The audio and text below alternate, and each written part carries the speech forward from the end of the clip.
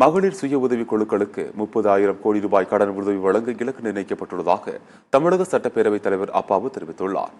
மகளிர் சுய உதவிக் குழுக்களுக்கு நலத்திட்ட உதவிகள் வழங்கும் விழா நெல்லை மாநகராட்சி வர்த்தகத்தில் நடைபெற்றது.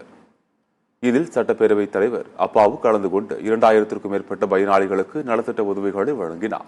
நிகழ்ச்சியில் பேசிய அவர், தற்போது தமிழகத்தில் 4,48,460 மகளிர் குழுக்கள் உள்ளதாக குறிப்பிட்டார்.